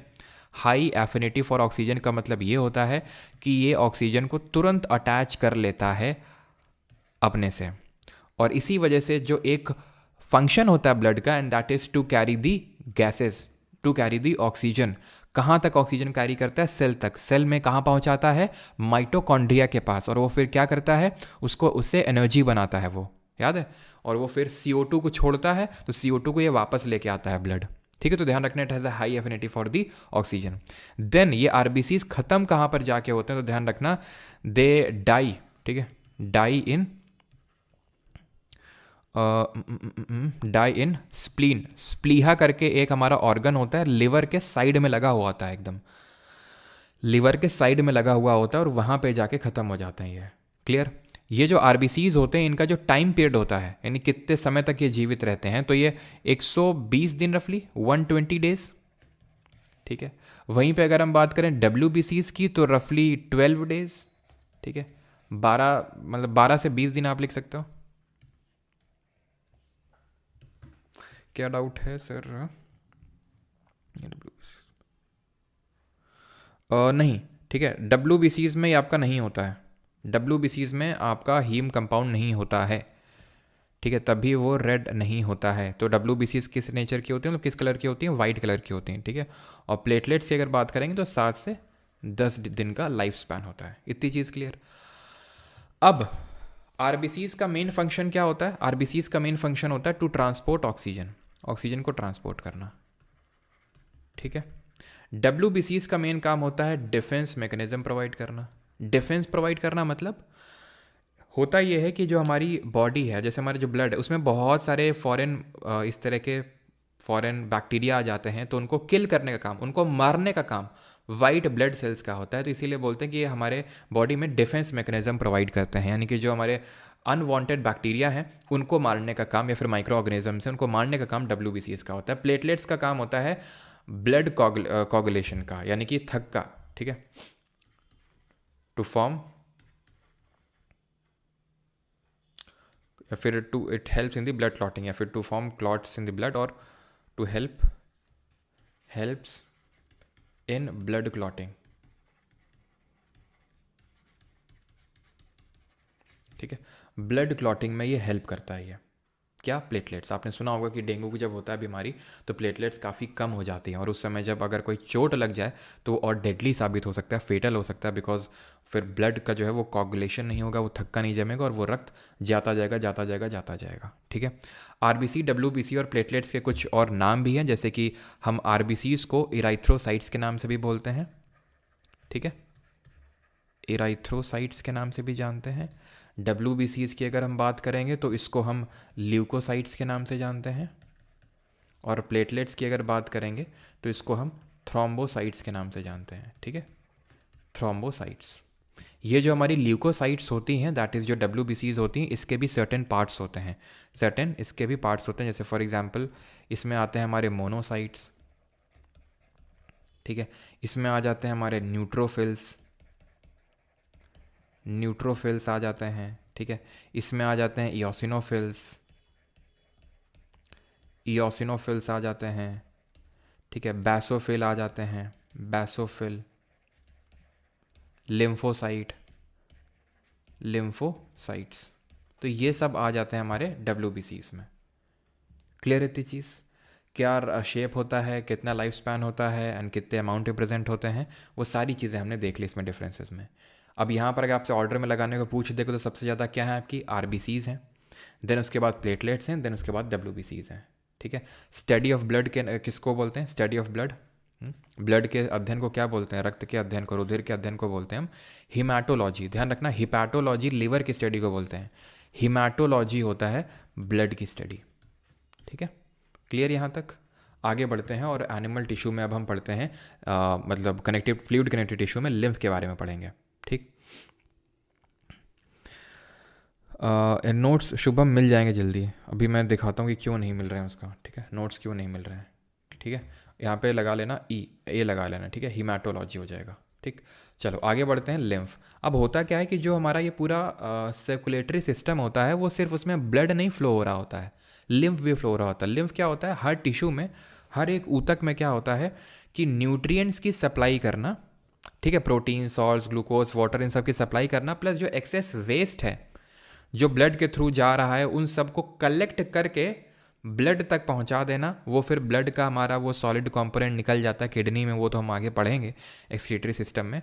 तो मेन लिम्फ का काम होता है, ये कलरलेस फ्लूइड होता है। पहली बात, कलरलेस का मतलब है कि इसमें नो आरबीसी, कोई आरबीसी नहीं होगा इसमें, ठीक है। या ये आपका सिमिलर टू प्लाज्मा होता है, ध्यान रखना, it is similar to plasma, plasma की तरह ही होता है।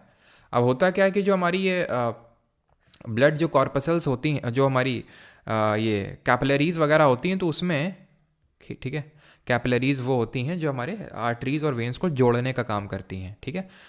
तो इसमें क्या होते हैं, ऐसे छोटे छोटे होल्स होते हैं, तो उससे जो एक्स्ट्रा जो फ्लूइड है वो निकल जाता है, उसको लिम्फ बोलते हैं। आरबीसीज, डब्ल्यूबीसीज इतने छोटे होते हैं कि उससे निकल नहीं पाते हैं, और डब्ल्यूबीसीज तो निकल भी जाएंगे, लेकिन आरबीसीज थोड़े से इतने बड़े होते हैं कि वो निकल नहीं पाते हैं। तो इसमें आरबीसी आपको नहीं देखने को मिलेगा, लिम्फ में आरबीसी नहीं होता है। इसमें आपको जो डब्ल्यूबीसी का कॉम्पोनेंट है लिम्फोसाइट, वो तो आपको देखने को मिलेगा। इसलिए इसका भी काम क्या होता है, इसका भी काम होता है डिफेंस प्रोवाइड करना, कुछ हद तक न्यूट्रिएंट्स वगैरह तो स्टोर करना, सप्लाई करना, और एक्सेस वेस्ट वगैरह होता है उसको ब्लड के पास तक पहुंचा देना कि लो भाई एक्सेस चीज़ें हैं ये। लेकिन क्योंकि इसमें डब्ल्यूबीसी का भी कॉम्पोनेंट है, तो इसलिए डब्ल्यूबीसी प्रेजेंट होती हैं, तो इसलिए डिफेंस भी प्रोवाइड करना इसका काम होता है। आरबीसी नहीं होती हैं, डिफेंस प्रोवाइड करता है, और प्लाज्मा की तरह होता है ये आपका, ठीक है।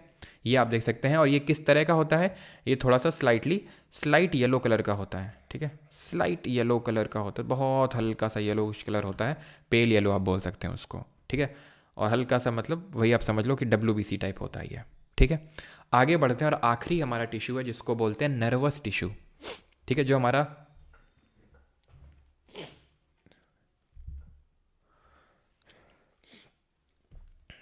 नर्वस सिस्टम होता है, तंत्रिका तंत्र होता है, उसमें कुछ स्पेशल टाइप ऑफ सेल्स देखने को मिलती हैं जिनको कि हम न्यूरॉन बोलते हैं। इनके बारे में हम पहले ही पढ़ चुके हैं कि ये हमारी ह्यूमन बॉडी में सबसे लॉन्गेस्ट, सबसे लंबी सेल होती है, प्लस मेल्स में सबसे बड़ा सेल यही होता है, क्योंकि एग तो होता नहीं है मेल्स में, जो कि मतलब ओवम जो कि फीमेल्स में होता है, तो न्यूरॉन ही सबसे बड़ा भी होता है मेल्स में, तो न्यूरॉन है ये।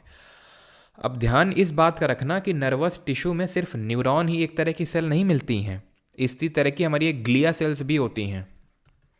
जो ग्लिया सेल्स हैं ये न्यूरॉन से भी ज़्यादा मात्रा में प्रेजेंट होती हैं ग्लिया सेल्स, लेकिन काफ़ी छोटी होती हैं एज कम्पेयर टू न्यूरॉन। हमें पढ़ना न्यूरॉन के बारे में होता है, न्यूरॉन के स्ट्रक्चर के बारे में पढ़ना होता है। तो सबसे पहले ध्यान रखना, न्यूरॉन का जो स्ट्रक्चर दिया था, ठीक है, वो न्यूरॉन का स्ट्रक्चर दिया था कैमिलियो गोल्गी ने।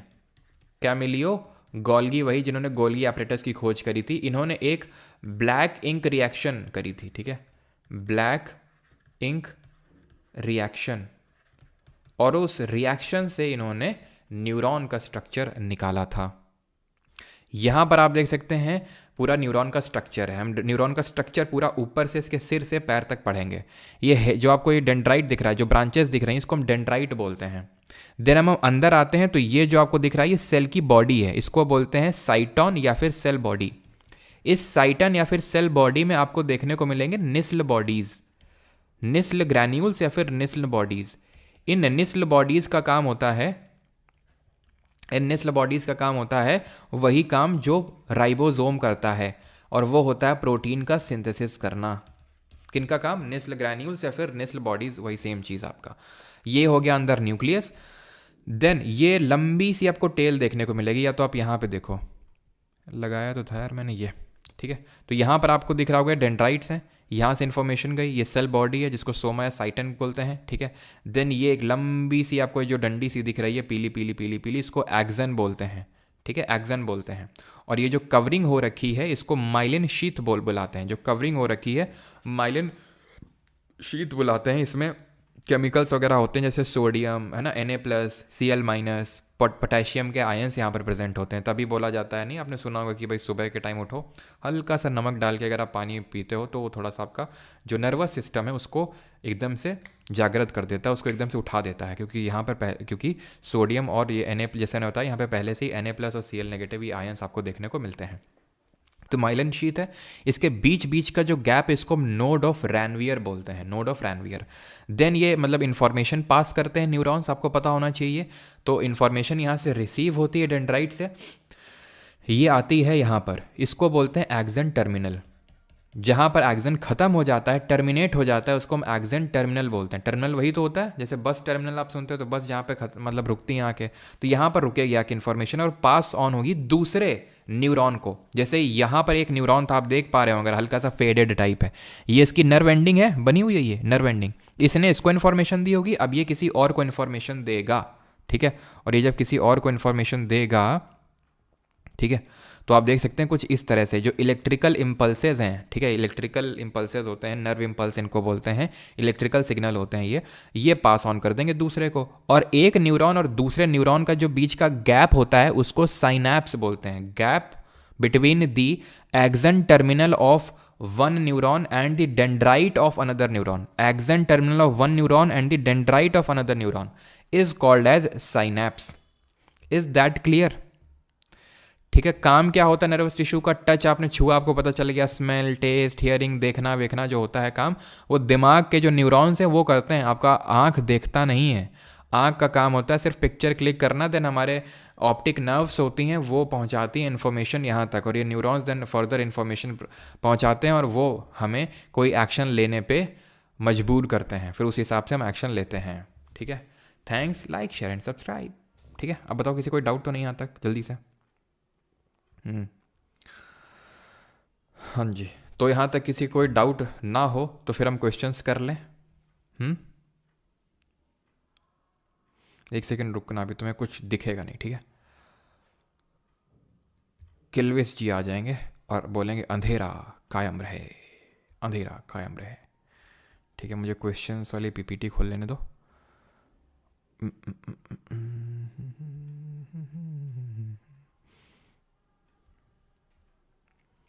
थैंक यू कहाँ है? थैंक यू और आज नहीं लगा है आज। बुक में 90% प्लाज्मा, अरे भैया तो 92% कर लो। ऐसा एकदम स्ट्रिक्ट वो नहीं होता है कि भाई 90% गलत है, 92% ही सही है। ऑप्शन है में ऐसा नहीं होगा, ठीक है। 90% को 92% कर लो, 90% भी सही है, ऐसा कोई इशू नहीं है। चलो पहले तो तुम लेफ्टिनेंट और असिस्टेंट कमांडेंट बन लो, फिर इनकम टैक्स मिनिस्टर बनवा देंगे। समराइज इन चार्ट, ठीक है, समराइज कर देंगे बाद में, अभी क्वेश्चन कर लो। सर आपका पिक दिख रहा है, अच्छा दिख रहा है क्या? चलो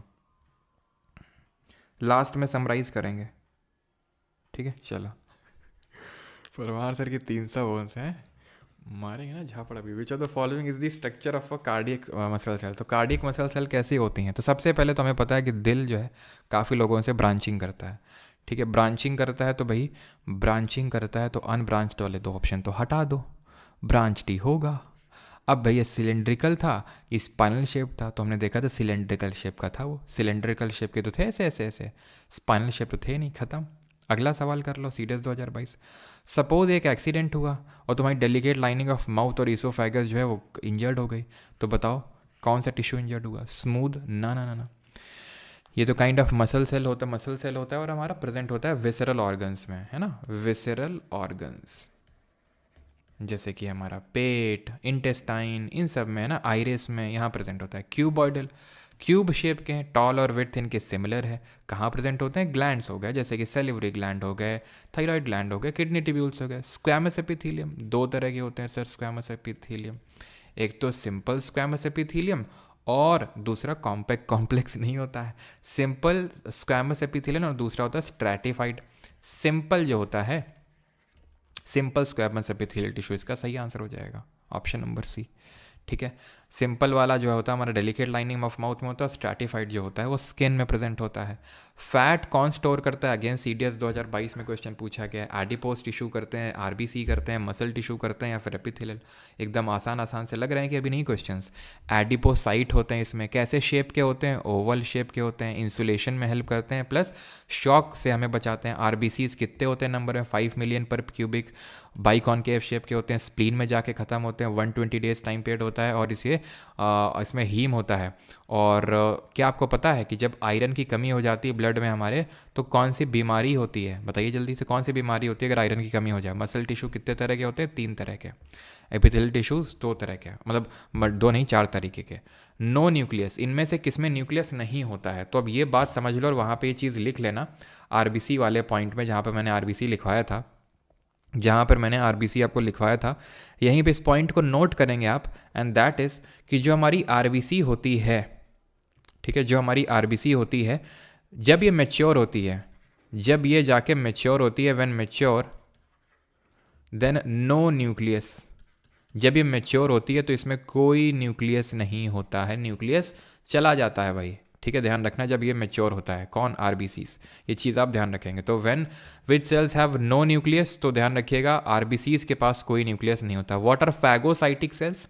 तो याद करो, मैंने आपको बताया था WBCs डिफेंस प्रोवाइड करते हैं, और उसके डिफरेंट टाइप्स होते हैं। जैसे मोनोसाइट टाइप होता है, न्यूट्रोफिल एक टाइप होता है। तो ये क्या करते हैं? डिफेंस प्रोवाइड करते हैं, मोनोसाइट, न्यूट्रोफिल। तो ये काइंड ऑफ फैगोसाइटिक सेल्स हैं जो डिफेंस प्रोवाइड करने का काम करते हैं। सीलिएटेड एपिथेलियम टिश्यू, या तो सीलिया हेयर लाइक स्ट्रक्चर, एक तो रेस्पिरेटरी ट्रैक्ट में है, यूरिनरी ट्रैक्ट में है, ठीक है, जो किसी चीज़ के मूवमेंट को फैसिलिटेट करते हैं, ठीक है।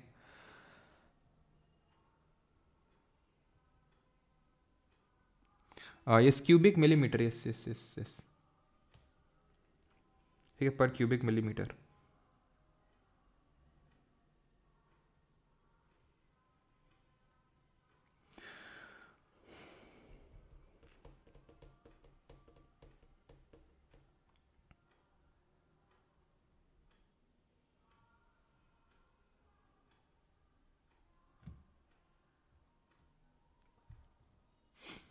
श्वेता भंडारी, बोन मैरो में ही होते हैं वो भी, ठीक है, बोन मैरो में फॉर्म होते हैं। From which of the following are blood clotting factors release? तो ब्लड क्लॉटिंग फैक्टर्स कहाँ से रिलीज होते हैं? प्लेटलेट से रिलीज होते हैं, ठीक है। इओसिनोफिल और मोनोसाइट्स तो ये हमारे WBC यानी कि जो हमारा ल्यूकोसाइट होता है उसी के पार्ट्स होते हैं।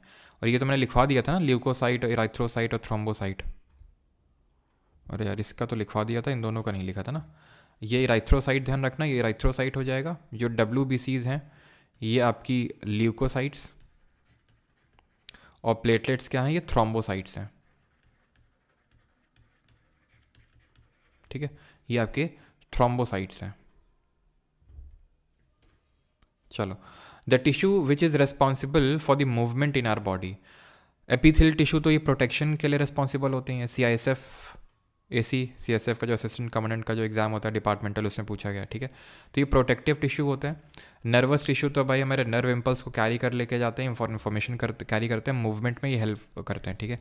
ये तो कनेक्ट करने का काम होता है। कनेक्टिव टिश्यू अगर आपको याद हो, 2 तरह के हमने पढ़े थे, लूज एंड डेंस, याद आया कुछ? ठीक है, जिसमें कि हमने एरियोलर कनेक्टिव टिश्यू पढ़ा, एडिपोज टिश्यू पढ़ा, देन हमने पढ़ा किसके बारे में? देन हमने पढ़ा बोन के बारे में, कार्टिलेज के बारे में, लिगामेंट के बारे में, टेंडन के बारे में। देन हमने कनेक्टिव टिश्यू में ब्लड के बारे में पढ़ा और लिम्फ के बारे में पढ़ा। विच of the following human cells is devoid of a nucleus? किन में न्यूक्लियस नहीं होता है? नर्व सेल में तो हमने देखा था न्यूक्लियस होता है। बोन सेल, RBC, WBC, तो RBC में जब मेच्योर हो जाती है तो न्यूक्लियस नहीं होता इनमें। टेंडन किसको कनेक्ट करते हैं? भूवैज्ञानिक की परीक्षा जो हुई थी 2021 में, उसमें पूछा था। तो MTB कर दो, यानी मसल को बोन से कनेक्ट करने का काम होता है टेंडन का, muscle to bone, option number C। Squamous epithelial tissue cells are found in the inner lining of, तो इनर लाइनिंग ऑफ किस में पाए जाएंगे? तो माउथ और ईसोफैगस में। स्मॉल इंटेस्टाइन में तो भाई कॉलमनार देखने को मिलेंगे, कॉलमनार। सेलिवरी ग्लैंड वगैरह में तो हमें क्यूबॉइडल देखने को मिलेंगे, और किडनी ट्यूब्यूल्स में तो हमें अगेन क्यूबॉइडल देखने को मिलेंगे, किडनी ट्यूब्यूल्स में। आगे बढ़ते हैं sir. How many of the above belong to animal cell types? तो भाई लिम्फोसाइट भी एनिमल सेल में देखने को मिलते हैं, बैसोफिल भी, कॉन्ट्रोसाइट भी और मोनोसाइट भी, चारों होते हैं। ऑप्शन नंबर D आंसर होगा इसमें। Which are among the following cell produces antibodies against a foreign antigen. Antibodies कौन बनाता है? एंटीबॉडीज़ बनाने का काम होता है कि वो डिफेंस मैकेनिज्म प्रोवाइड करता है। और डिफेंस मैकेनिज्म कौन प्रोवाइड करता है? तो ये करने का काम करता है हमें जो हमारे लिम्फोसाइट्स होते हैं, ठीक है, वो करते हैं। लिम्फ याद है लिम्फ के बारे में? इराइथ्रोसाइट्स तो हमारे आरबीसीज ही होते हैं, प्लेटलेट्स तो ब्लड क्लॉटिंग में हेल्प करते हैं। आगे बढ़ते हैं। Which of the following tissues help to connect to bones. दो बोन्स को कौन कौन कनेक्ट करता है? तो टेंडन तो मसल को बोन से कनेक्ट करते हैं, ठीक है, मसल को बोन से कनेक्ट करने का काम होता है टेंडन का। लिगामेंट जो होता है वो बोन को बोन से कनेक्ट करता है, ठीक है। एरियोलर टिश्यू क्या करते हैं? जो भी स्पेस बिटवीन दी ऑर्गन्स होती है उसको भरने का काम करते हैं, space between all the organs. और स्किन और muscle, between skin and muscle के बीच में हमें मांसपेशी और जो हमारी त्वचा होती है उसके बीच में कार्टिलेज कहाँ प्रेजेंट होता है? तो एक तो ट्रैकिया में होगा रिंग्स के फॉर्म में, ईयर में होगा पिन्ना में, और जो नोज़ की टिप होती है वहाँ पे होगा। सॉफ्ट मतलब इलास्टिक नेचर का होता है ना, तो बहुत ज़्यादा सॉफ्ट ना बहुत ज़्यादा हार्ड। इनमें से कौन सा एक संयोजी ऊतक नहीं है? Not a connective tissue. Ligament भी है, टेंडन भी है, और स्मूथ मसल ये आपका एक मसल टिश्यू है, ठीक है। ये किस नेचर का होता है? ये हमारे कंट्रोल में नहीं होता है, इनवॉलेंट्री होता है। इसमें क्या स्ट्रिएशंस होते हैं? नो, इसमें स्ट्रिएशंस नहीं होते, नॉन स्ट्रिएटेड होता है। क्या इसमें ब्रांचेस होती हैं? नो, वो तो सिर्फ कार्डियक में होती हैं, तो ये अनब्रांच्ड होता है, ठीक है, अनब्रांच्ड होता है। ये चीज़ हमें ध्यान रखनी है। The lymph is mainly form from the plasma of the blood. Lymph mainly plasma से बनता है, तभी मैंने आपको पॉइंट बताया था कि lymph is similar to the plasma and it surrounds the cells, और ये सेल्स को सराउंड करता है। The main difference between blood और लिम्फ का क्या होता है? तो lymph does not contain RBC, ये बिल्कुल सही है। Lymph does not contain WBC, ये गलत है भाई। लिम्फ में होती है डब्ल्यूबीसी, तभी तो डिफेंस मैकेनिज्म प्रोवाइड करता है। लिम्फ में आरबीसी डब्ल्यूबीसी दोनों होती है? नहीं, आरबीसी नहीं होती। Lymph does not contain any cell, बिल्कुल सेल होती है, लिम्फोसाइट नाम की cell. Lymph is a tissue fluid present in intercellular spaces, it resembles to. तो ये एनडीए 2022 में क्वेश्चन पूछा गया। तो लिम्फ किससे रिजेंबल करता है? Digestive usage, cytoplasmic fluid, urine, plasma इसका सही आंसर हो जाएगा। 16th नहीं, अब आप असिस्टेंट कमांडेंट और लेफ्टिनेंट बन चुके हैं। अब आप बनेंगे क्या? अब आप बनेंगे इनकम टैक्स में इंस्पेक्टर। मसल्स 3 तरह की होती हैं, इनमें से वो कौन सा टाइप नहीं है? सेसेमॉइड, स्मूथ, कार्डिक या फिर स्केलेटल। तो ये 3 तरह की होती हैं, लेकिन सेसेमॉइड कोई हमने क्या पढ़ा था? मैंने क्या आपको कोई इस तरह की मसल से पढ़ाई नहीं पढ़ाई, तो सेसेमॉइड कोई नहीं होती है। 2, which tissue among the following is a protective tissue in the animal body. इनमें से प्रोटेक्टिव टिश्यू कौन सा है? मस्कुलर है, नर्वस है, कनेक्टिव एपिथेलियल है। तो हमने पढ़ा था ये तो मूवमेंट में हेल्प करता है, कॉन्ट्रैक्शन रिलैक्सेशन करके, है ना। अगर आप हो आपको तो कॉन्ट्रैक्टाइल प्रोटीन्स होते हैं। नर्वस ये तो इन्फॉर्मेशन पास करता है, ये तो चीज़ों को ज्वाइन करता है, कनेक्ट करता है। एपिथेलियल टिश्यूज़ होंगे, ठीक है। 3rd, which of the following type of connective tissue, इनमें से कौन सा कनेक्टिव टिश्यू है? तो तीनों ही है, ब्लड भी है, बोन भी है, लिगामेंट भी है, ऑप्शन नंबर सी। अगला करिए।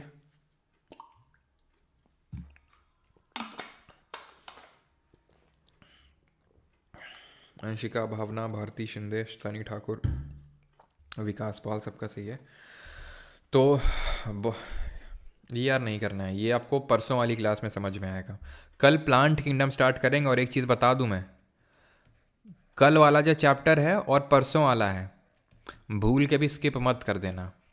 इम्पॉर्टेंट तो है ही है, प्लस समझ में भी लोगों को नहीं आते हैं जल्दी से, ठीक है। और ये ऐसे टॉपिक होते हैं कि जब तक आप इनको एकदम स्क्रैच से नहीं पढ़ेंगे तब तक याद नहीं होंगे, समझ में आएंगे नहीं। और एक बार समझ में आ गए तो फिर आसान हो जाएगा आपके लिए टॉपिक। मतलब इम्पॉर्टेंट भी है और कॉम्प्लेक्स भी है, तो दोनों मायने में इंपॉर्टेंट है। कि अगर आपने इस चैप्टर को छोड़ा या फिर सोचा कि ठीक है वैसे पढ़ लेंगे, और नींद प्रॉपर लेके आना कल भी और परसों भी, सो दैट एकदम अच्छे से माइंड में जाए। क्योंकि एक बार चला गया तो स्ट्रक्चर फिट हो गया तो ठीक है, नहीं तो फिर पूरी प्रिपरेशन के टाइम पे समझ नहीं आएगा ढंग से क्या ये होता है, ये प्लैटियल मिंथिस, नोटोकॉर्ड क्या होता है ना। ये सब सारे टर्म्स आपको बड़े मुश्किल लगते हैं, ठीक है। तो ये कल प्लांट किंगडम करेंगे, और इसी वजह से मैं दोनों एक साथ नहीं कराऊंगा, अलग अलग कराऊंगा। प्लांट किंगडम कल करेंगे आहिस्ते से, जैसे कि टिश्यूज़ अलग अलग किए, और एनिमल किंगडम उसके बाद करेंगे, ठीक। चलो सर इससे क्वेश्चन भी बहुत आते हैं, बिल्कुल बहुत आते हैं इससे, मतलब भर भर के आते हैं। प्लांट और एनिमल किंगडम से, इसको डाइवर्सिटी इन लिविंग ऑर्गेनिज्म बोलते हैं, और सबसे टफ चैप्टर लगता है लोगों को, सबसे टफ। लेकिन हम इसको आसानी से पढ़ेंगे उसको, ठीक है। Which is reversible fluorescent red, यार कर चुके हैं, योसिन होगा इसका। विच टिश्यू हेल्प्स इन हीलिंग, तो इनमें से कौन सा जो टिश्यू है ऊतक है उपचार में मदद करता है ये। तो हीलिंग में तो यार हमें हेल्प करेगा कौन सा? हीलिंग में हमें हेल्प करेगा नर्वस, ठीक है। Which tissue helps in keeping the body warm in the warm, help करने में कौन, मतलब वार्म रखने में कौन हेल्प करता है? तो जो हमारे फैटी टिश्यू हैं वो हेल्प करेंगे, जिनको हम बोलते हैं एडिपोसाइट्स के नाम, ठीक है, adipose tissue. 8th number question है, in connective tissue sheets this is the correct sequence stretch from the outer most to the inner most layer. ये आपसे नीट का इसको नहीं पूछेगा, नीट का पता नहीं क्यों रख दिया। The only connective tissue with fibre, NEET के क्वेश्चन आज क्यों रख दिया भाई। The fluid present between the joint that makes the movement of joints easy is called as. तो जो जॉइंट्स मतलब मूवमेंट को आसान बनाते हैं उनको हम क्या बोलते हैं? तो fluid present between the joint. तो ध्यान रखना कार्टिलेज कोई फ्लूइड नहीं होता है, उसको हम साइनोवियल फ्लूइड बोलते हैं। टेंडन हो गया, कार्टिलेज हो गया, ये आपके फ्लूइड नहीं होते हैं। Question number 11, which of the following is a large bean shaped lymphoid organ in the human body. Bean shape का होता है, लिम्फॉइड ऑर्गन होता है, और ये होता है हमारा स्प्लीन, जो कि हमें देखने को मिलता है कहाँ पे? लिवर के पास में, और यहीं पे आरबीसी जाके ख़त्म हो जाती हैं, ठीक है। रेड ब्लड सेल्स आके यहाँ पे ख़त्म हो जाती हैं स्प्लीन में। कहाँ से क्वेश्चन डाल रखा है अभी किडनी विडनी का? आंसर तो नेफ्रॉन होगा, लेकिन अभी हम लोग करेंगे नहीं, ठीक है। चलो अगला क्वेश्चन करिए। Which cells also called as neurilemma cells. Sir आज दिन कौन सा है, कौन सा दिन आज? आई थिंक थर्सडे, नहीं वेडनेसडे। तो थर्सडे को होगा प्लांट किंगडम और फ्राइडे को, हाँ तो मतलब इसी में हो जाएगा, ठीक है, मतलब इसी वीक में ही हो जाएगा। चलो, तो which cells called as neurolemma cells are the main glia cells, ठीक है। तो ये ग्लिया सेल्स की होते हैं एक टाइप, इनको बोलते हैं स्वान सेल्स। मैंने आपको बताया था कि जो ग्लिया सेल्स होती हैं, ठीक है, तो ये आपके न्यूरॉन से भी ज़्यादा नंबर में प्रेजेंट होती हैं, और इन्हीं को ही हम स्वान सेल्स, ठीक है, काइंड ऑफ स्वान सेल्स होती हैं ये, ठीक है। इनमें से कौन सा अमीबा शेप की होती हैं सेल्स? तो अमीबा शेप मतलब इरेगुलर शेप। इरेगुलर शेप किसका होता है? WBCs का। इनका तो होता है बाई कॉन्केव डिस्क शेप का, ठीक है, बाई कॉन्केव डिस्क शेप का होता है इनका। 15th, which of the following microscopic cells are of an amoeboid shape with a distinctive central membrane. तो अगेन अमीबॉइड शेप की होती है हमारी WBCs। Which of the following is the largest dental tissue. तो इनमें से सबसे बड़ा डेंटल टिश्यू कौन सा होता है? तो इनामल टिश्यू नहीं होता, it is the hardest part of the body, मतलब आउटर कवरिंग होती है हमारे टीथ की, ठीक है, आउटर कवरिंग होती है टीथ की। आंसर यहाँ पे डेंटाइन होगा, ठीक है, आउटर कवरिंग ऑफ टीथ, ठीक है। 17th, the blood platelets are known as. तो ब्लड प्लेटलेट्स को हम किस नाम से जानते हैं? थ्रोम्बिन, थ्रोम्बोसाइट, इराइथ्रोसाइट या फिर ल्यूकोसाइट। इराइथ्रोसाइट्स तो RBCs होती हैं, ल्यूकोसाइट्स तो WBCs होती हैं, और प्लेटलेट्स क्या होती हैं? Thrombocytes. 18th, which of the following is not a type of blood cell made by the bone marrow. तो ऑस्टियोक्लैट्स, RBC, प्लेटलेट, WBCs, ये सब तो बनती हैं आपकी बोन मैरो में, ठीक है, बोन मैरो में, लेकिन जो आपकी ऑस्टियोक्लैट्स है, ऑस्टियोक्लैट जो है ये बोन मैरो में नहीं बनती है। Option number A. How, second last question है, how are skeletal muscles similar to visceral muscles. तो जो स्केलेटल मसल होती हैं, जो किस नेचर की होती हैं? ये होती हैं वॉलेंट्री नेचर की। वेसरल मसल मतलब स्मूथ मसल की बात हो रही है, ये इनवॉलेंट्री नेचर की होती हैं। तो सिमिलर किस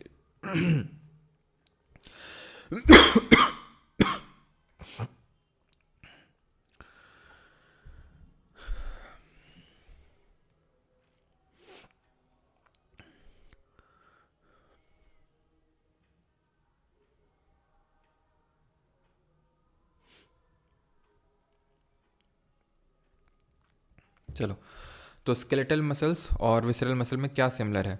तो shape of muscle fibre, muscle fibres have a certain number of nuclei. Certain number का मतलब हो गया यूनि न्यूक्लिएट के मल्टी न्यूक्लिएट। तो भाई हमें पता होना चाहिए कि जो ये होता है विसरल वाला, ये आपका यूनि न्यूक्लिएट होता है, और स्केलेटल वाला मल्टी न्यूक्लिएट होता है। तो ये तो नहीं होगा, है ना, क्योंकि स्मूथ वाले में तो यूनि न्यूक्लिएट होगा, तो ये नहीं होगा, ठीक है। Presence of actin and myosin filaments, presence of light and dark bands. अब लाइट एंड डार्क बैंड्स का मतलब है शेडिंग, यानी कि स्ट्रिएशंस। स्ट्रिएशंस भैया विसरल वाले में नहीं होती हैं, ठीक है, तो ये भी नहीं होगा।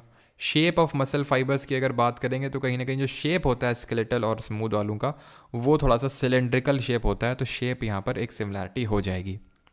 कैबल का जो हम्प होता है, ऊंट का जो उस तरह से होता है कूबड़, उसमें कौन सा कनेक्टिव टिश्यू होता है? तो भाई कूबड़ जो होता है उसमें एडिपोस टिश्यू होगा, बिकॉज बहुत ज़्यादा उसमें फ़ैट स्टोर होता है, फ़ैट स्टोर करके रखता है वो, ठीक है।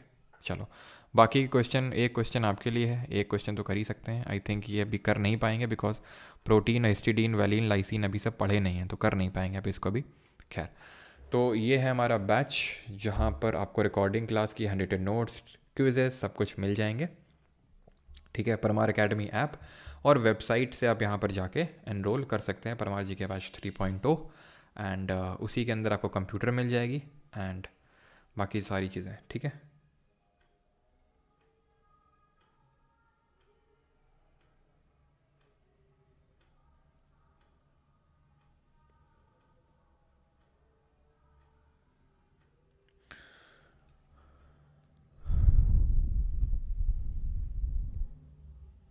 सर ड्रिल वाले भैया आज भी आए हैं क्या? नहीं, आज नहीं आए ऋषिकेश।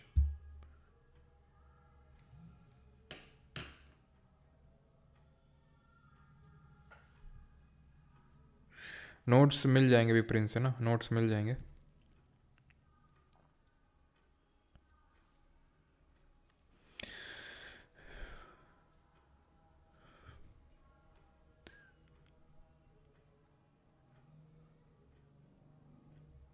सर नोट्स पीपीटी यार इसलिए नहीं मिलती बिकॉज मैंने रीज़न बताया था, ठीक है, क्योंकि थोड़ा उसका कॉपी हो जाता है, बिल्कुल उठा के ही लोग रख देते हैं इसलिए, ठीक है। हीम मीन्स हीमोग्लोबिन, यस, और हीमोग्लोबिन मैंने डिजीज़ पूछी थी, अगर आयरन की कमी हो जाती है हीमोग्लोबिन में तो आपकी अनीमिया हो जाता है, आपको है ना, अनीमिया हो जाता है, ठीक है, इसकी डेफिशिएंसी से।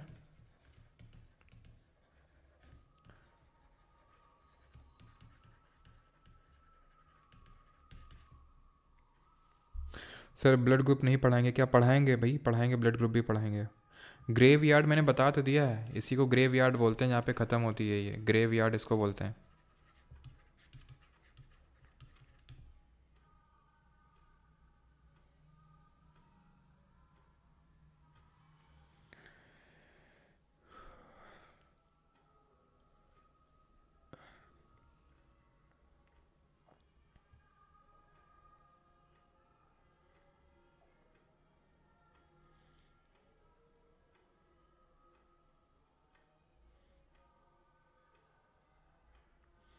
कहाँ पे हीलिंग वाले में? एक सेकेंड एक सेकेंड, कहाँ, कौन सा क्वेश्चन नंबर था, कौन सा क्वेश्चन नंबर था बताएंगे, कौन सा हीलिंग वाला था?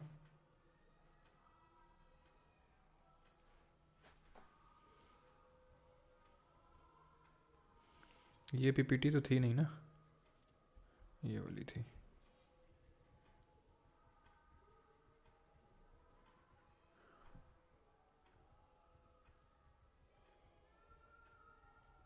ये okay okay okay, granulation tissue है इसमें तो, ठीक है, ऑप्शन नंबर डी होगा, ठीक है। ये मतलब हीलिंग वगैरह में हेल्प करता है, जहाँ पे भी मतलब घाव वगैरह हो जाता है, ठीक है, तो वहाँ पे डेवलप हो जाता है सर, ऐसा परमानेंटली प्रेजेंट नहीं होता है, डेवलप्स अराउंड दी वुंड्स, ठीक है। यस, ग्रैनुलेशन होगा इसका, जो भी घाव वगैरह होते हैं वहाँ पे डेवलप हो जाता है ये ग्रैनुलेशन टिश्यू, ना कि नर्वस, ठीक है। नर्वस तो आपका स्टिमुलेटर के तौर, मतलब नर्व इम्पल्स को एक से दूसरी जगह पहुँचाने का काम करता है, ग्रैनुलेशन टिश्यू होगा सिर पे ना।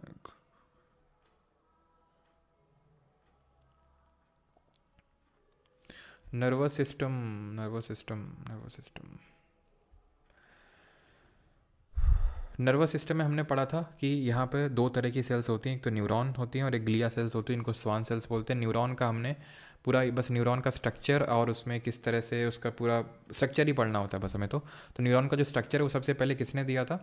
वो न्यूरॉन का जो स्ट्रक्चर है वो दिया था कैमिलियो गोल्गी ने, कहा लिखा होगा मैंने कहीं पर, कैमिलियो गोल्गी ने दिया था, ठीक है। और उन्होंने ब्लैक इंक रिएक्शन के थ्रू भी दिया था। स्ट्रक्चर कुछ इस तरह का होता है कि इसका जो ऐसे समझ लो सिर होता है, सिर में मुकुट लगा है और हिरन की जैसे नहीं सींगें होती हैं, तो उस तरह से, तो वो डेंड्राइट है, ठीक है, डेंड्राइट, ब्रांचेस ऑफ ट्री, जैसे याद करो हमने जब ड्रेनेज पैटर्न पढ़े थे ज्योग्राफी में, तो उसमें एक पहला ही ड्रेनेज पैटर्न पढ़ा था, dendritic drainage pattern which resembles the branch of a tree, तो ये भी कुछ ब्रांच ऑफ ट्री की तरह ही दिख रहे हैं, तो डेंड्राइट है ये।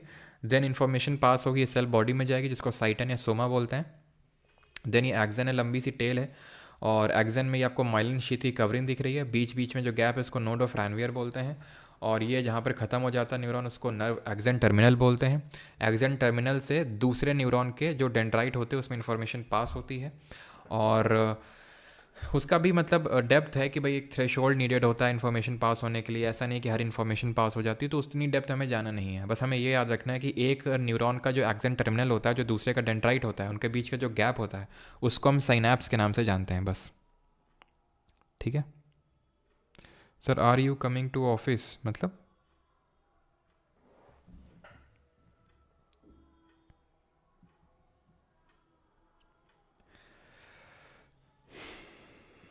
थैंक यू, धन्यवाद।